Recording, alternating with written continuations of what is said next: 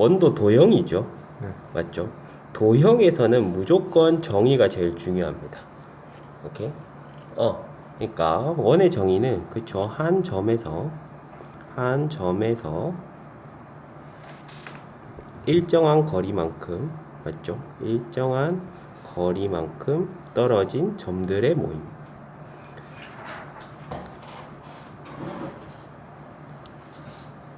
요게 중요하고, 점들의 모임 또는 점들의 자취 뭐 이런 표현도 우리가 쓰죠. 그래서 자연스럽게 제일 중요한 게 한 점, 그 점이 우리는 원의 뭡니까? 중심이죠. 그 다음 일정한 거리를 원의 뭐라고 하는데? 반지름이라 하잖아. 그렇기 때문에 원에서는 중심과 반지름이 제일 중요한 겁니다. 그 다음에 중심이 A, B, 그쵸? 가장 중요한 정보인 중심과 반지름 정보를 줬어요. 원의 방정식은 x-a 제곱 더하기 y-b의 제곱 이퀄 r제곱이다. 이렇게 쓸 수 있어야 되고, 요 공식을 유도할 수 있어야 된다. 이 자취의 방정식. 자취의 방정식은 쌤이 저쪽에 한 7, 8페이지쯤에 각 잡고 또 설명을 해놨거든. 워낙 애들이 또 많이 어려워하기 때문에. 오케이? 그래서 또 보면 되겠지만 일단 뭐 간단하게 보면은 자취 방정식 어떻게 한대? 요건 좀 쉬운 편에 들어가는 거거든요. 구하고자 하는 점을 x, y라 둡니다. 우리의 목적은 x랑 y의 관계식을 구하는 겁니다. 주어진 조건을 활용하면 x와 y의 관계식이 쉽게 나옵니다. 오케이? 그럼 이 문제 한번 볼까? 위의 공식을 유도하여라. 봐봐. 주어진 조건이 뭐야? A, B로부터 R만큼씩 떨어진 점들의 모임이 우리가 궁금하다는 거잖아. 그거 내가 X, Y라 둘게. 오케이? 그럼 다시 알고 싶은 게 누구랑 누구의 관계식? 원의 중심. 망설이면 안 되죠. X랑 Y의 관계식. 오케이? 근데 X랑 Y의 관계식 쓰면 어떻게 구해? 주어진 조건 그대로 쓰면 돼요. 문제에서 뭐라 했는데? 얘랑 얘 사이 거리가 R 되라 그랬잖아. 그런 점들 모으면 무수히 많을 건데, 이거 방정식으로 나타내면 어떻게 되느냐? 그럼 x-a 제곱 더하기 y-b의 제곱의 루트를 씌운 것이 r이다 이렇게 되는 거죠. 두 점 사이 거리 공식이 쓰인 거죠. 오케이? 그러고는 이제 양변 제곱해서 루트 없으면 예쁘니까 이게 바로 우리가 알고 있는 원의 방정식입니다. 원의 방정식의 일반형이란 일반형 이런 거죠. 그러니까 이렇게 생긴 거를 우린 표준형이라 부르고 당연히 훨씬 더 선호합니다. 그쵸? 중심과 반지름이라고 하는 중요 정보가 다 드러나기 때문에. 그러니까 일반형이라고 하는 건 저걸 다 펼쳐놓은 거. 맞나? 이런 식으로 생긴 거를 우리는 일반형이라 하죠. 그러니까 겉보기에는 뭔가 좀 깔끔해 보이는데 사실상 엉망이죠. 맞나? 중심과 반지름 정보가 없기 때문에 주로 이런 애들은 일로 고쳐서 접근한단 말이야. 그럼 이런 쓸모없는 녀석을 왜 우리는 굳이 배울까? 오케이? 언제 쓰이는 때가 있으니까 그렇겠지. 그게 언제일까? 공통현의 방정식을 구하거나, 오케이? 공통현의 방정식을 구하거나 교점을 지나는 원의 방정식을 구할 때 요게 쓰입니다. 오케이? 그래서 우리가 직선의 방정식도 뭐 간단하게 한번 접근을 해보면, 직선의 방정식도 y 꼴 mx 플러스 n이라고 하는 표준형을 우리가 선호하죠. 맞나? 근데 굳이 이걸 ax 플러스 by 플러스 c는 0 이렇게 풀 때도 있단 말이야. 이건 주로 언제 쓰는 거야? 쓸 때가 있으니까 쓸 거 아니야. 어떨 때? 점과 직선 사이 거리 구하고 이럴 때 쓰잖아요. 그쵸? 다음에 x축에 접하는 원의 방정식, 저렇게 쓰면 안 되죠. x축에 접한다 그러면 뭐 이렇게 그려지거나, 맞습니까? 이렇게 그려지거나 이렇게 뭐 그려지는 애들이 뜻할 텐데, 미쳤다. 이거 y축이고, x축에 접한다 그러면 이런 식으로 생긴 거예요. 그러니까 이게 중심이 a, b라고 하면 희한하게 반지름 우리가 또 다른 문자를 쓸 필요가 없죠. 반지름이 뭐 되는데? A요. 아니 B가 되죠. 맞나? 또는 뭐 요렇게 됐을 때 요게 뭐 C, D라고 합시다. 그럼 이거 반지름 뭐가 되는데? D요. D가 아니죠. 마이너스 D라고 대답해야죠. D가 음수인데. 맞아? 오케이? 그래서 보면 어떻습니까? 정확하게 말하면 중심의 y좌표의 절대값이 곧 반지름이 되는 거예요. 오케이? 그래서 x축에 접하는 원의 방정식은 이렇게 생겼네. 중심을 뭐 편하게 x-a의 제곱, y-b의 제곱이라 할 때 중심의 y좌표의 절대값 b가 반지름이다 이 말이야. 반지름의 제곱 이렇게 될 거 아니야. 근데 절대값 b의 제곱은 그냥 뭐의 제곱이라 쓸 수 B의 있으니까. 제곱. b의 제곱이라 쓸 수 있으니까. 그쵸? 다음에 두 번째, y축에 접하는 거는 마찬가지로 그림 안 그려도 되겠죠. x-a 제곱 더하기 y-b의 제곱 이퀄 a의 절대값의 제곱이 됩니다. 근데 이건 그냥 a 제곱이라고 쓸 수 있어요. 그럼 우리가 일반적으로 쓰는 미지의 원의 방정식 x-a의 제곱 더하기 y-b의 제곱 이퀄 r 제곱이라고 하는 원의 방정식과 차이는 뭐냐? 아무래도 조건이 하나 더 있다 보니까 미지수가 적죠. 여기서 모르는 게 a랑 b랑 r이라고 한다면 여기서는 a랑 b밖에 없잖아. 이것도 b니까 여기서도 a랑 b밖에 없죠. 자, 그 다음에 6번. 이것도 애들이 엄청나게 많이 틀리는데 x축과 y축이 동시에 접하는 원의 방정식을 써보자. x축과 y축이 동시에 접하는 원의 방정식을 써보자 그러면 아하 어떻게 된다? 중심이 뭐 대충 그려보면 이렇게 될 거 아니야. 그래서 뭐 a, a 굳이 문자를 다른 거 쓸 필요가 없다라는 거죠. 그래서 x-a 제곱 더하기 y-a 제곱 되겠고 반지름 얼마 되겠어요? A죠. a 되겠죠. 그래서 a 제곱이다 이렇게 쓰는데 이렇게 하면 안 됩니다. 왜 안 돼 이게? 몇 사분면에서 접하는지를 지금 모르잖아. x축과 y축에 동시에 접하면 무조건 중심을 a, a라 쓸 수 있을까요? 그렇지 않습니다. 만약에 이런 거 잡았다 쳐봐. 이 중심을 a, a로 잡을 수 있나요? 아니요. 없잖아. x좌표는 양수인데 y좌표는 음수잖아. 맞죠? 그럼 얘 같은 경우엔 중심을 a, a로 잡아야 될 거 아니야. 맞죠? 그러면은 방정식을 세우면 어떻게 되겠어요? x-a 제곱 더하기 y 플러스 a 제곱 되겠고 반지름 a 절대값 되겠죠. 그럼 또 a의 제곱. 그러니까 요 디테일 플러스 마이너스 디테일이 있는 거야. 오케이?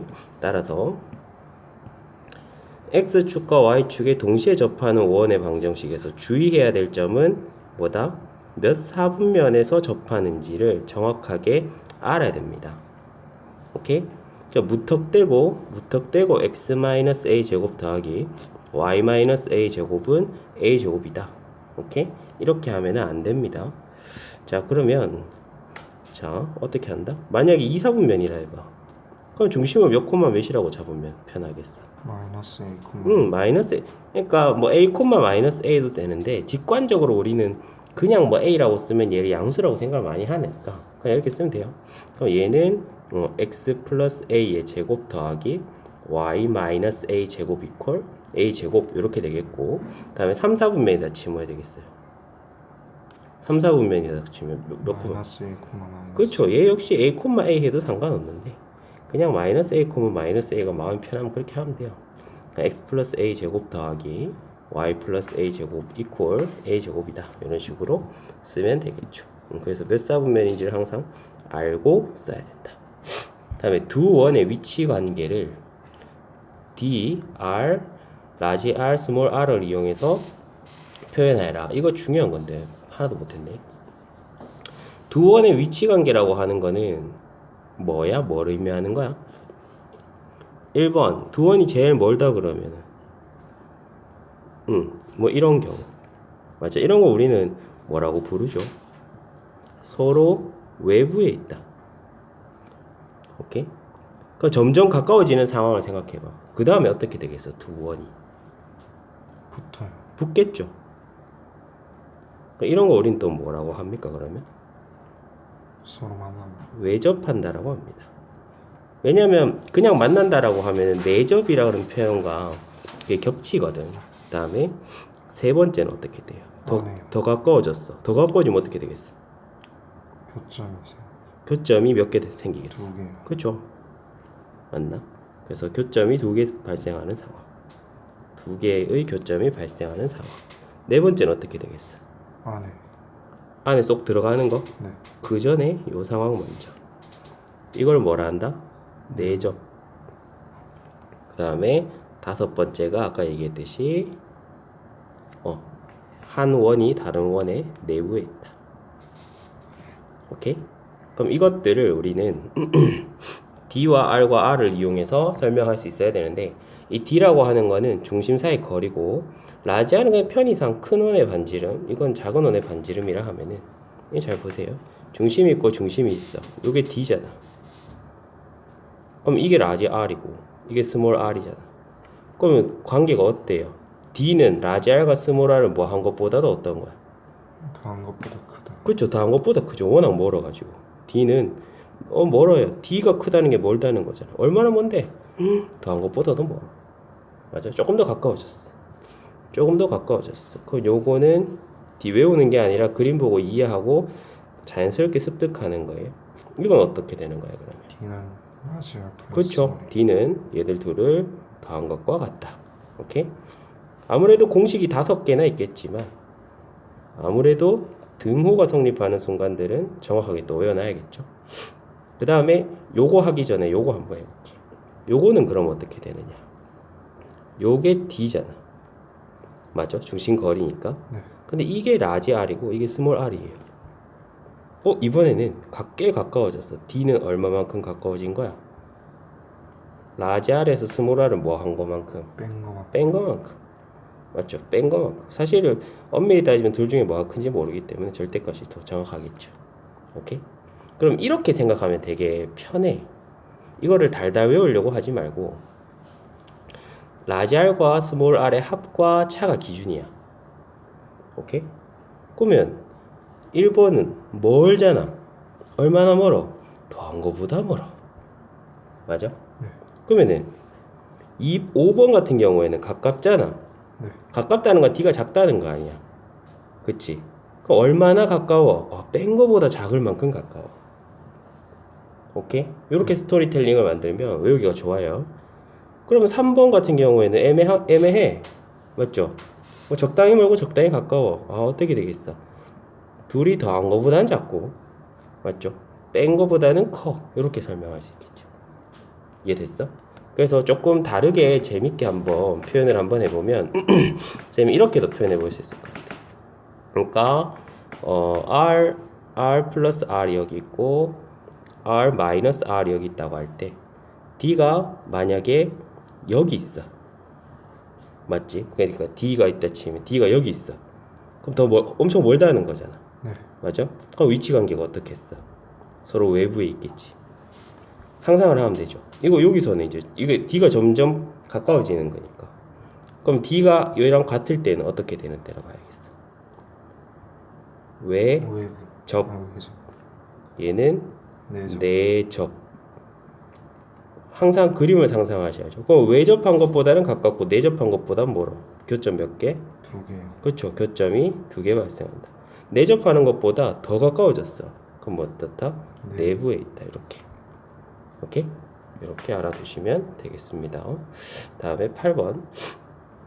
원과 직선의 위치 관계를 구한다. 정확하게 잘 대답했네요. 그렇죠? 교점의 개수를 구한다. 교점의 개수를 구한다라는 의미입니다. 그래서 위치 관계를 설명해봐 라고 하면은 대답 자체를 어떻게? 교점이 2개예요. 교점이 1개예요. 또는 접해요. 또는 교점이 없어요. 이런 식으로 대답을 해주면 됩니다. 됐고, 다음에 9번.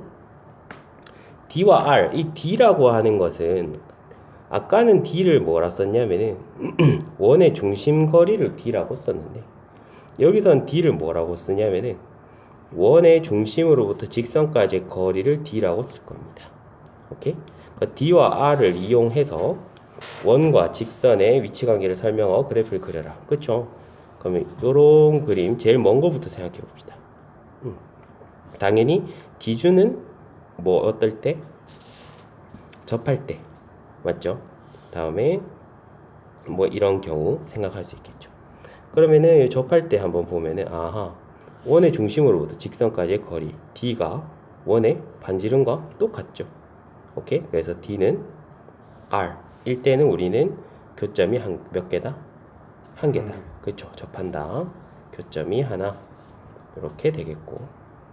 이건 눈으로 보고 하는 거기 때문에 이걸 틀릴 수가 없어요. 이거 D고 이거 R이잖아. 누가 더 커? D요. D가 더 크죠. D가 R보다 더 커. 그러면은 이거는 교점 몇 개다? 다시 한번 그럼 교점 몇 개다? 연계. 그렇죠. 교점 0개. 그 다음에 요런 그림 같은 경우는 D가 가까워, 되게 가까워. R은 저기 있어. 맞죠? 그러니까 D와 R 했을 때 R이 더 커. 그래서 얘는 교점이 몇 개다? 2개. 교점이 2개다. 이런 식으로 설명하시면 됩니다. 다음에 10번. D랑 R을 이용하는 방법 외에 원과 직선의 위치 관계를 알아내는 방법 뭐 있어요? 판별식을 이용하는 방법이 있습니다. 오케이? 우리가 저기 2차 방정식과 2차 함수 단원에서도 열심히 공부했지만 뭐다? 연립방정식의 근은 줄이자. 근은 곧 교점이다. 교점은 곧 해다. 이렇게 설명했었잖아. 네. 맞아? 연립방정식의 근은 두 그래프의 교점이다. 오케이? 정확하게 말하면 교점의 x좌표인데, 자, 그러면은 이런 거 어떻게 하는 거야? 원 2차식 하나 나오고 직선 1차식 하나 나오잖아. 둘이 연립방정식 푸는 거야. 맞아? 2차식과 1차식 연립방정식 풀어가지고 근이 2개면 교점 몇 개인 거야? 2개. 그렇죠. 뭐 그런 식으로 접근하는 거죠. 그럼 1차식과 2차식 연립방정식 푸는 방법 어떻게 됩니까? 1차식을 2차식에 대입해서 풀죠. 맞죠? 얘 1차식을 2차식을 대입했을 때 2차 방정식이 나올 것이고, 그 판별식이 0보다 크면 근이 2개니까 교점이 몇 개? 2개. 교점 2개 되겠죠. 그 다음에 판별식이 0이면 교점 몇 개? 1개. 그렇죠. 1개. 판별식이 0보다 작으면 교점 몇 개? 없어. 0개 되겠죠. 그러면은 방법이 2개나 있네. 위치 관계를 파악하는 방법이 맞죠? D와 R을 이용하는 방법. 이 D는 점과 직선 사이 거리를 의미하는 거고, 두 번째는 이제 D를 활용. 이거는 판별식 D를 의미하는 겁니다. 9번과 10번 중에서 네 기억에 뭐가 많이 쓰여? 아무래도 9번. 9번이 많이 쓰니까 10번을 기억 못했겠지. 맞죠? 왜 9번을 많이 쓸까? 편리해서. 좀 계산이 좀 적어요. 9번이. 오케이? 그렇지만 이거는 아주 보편적인 풀이 방법이기 때문에 반드시 알아둬야 됩니다.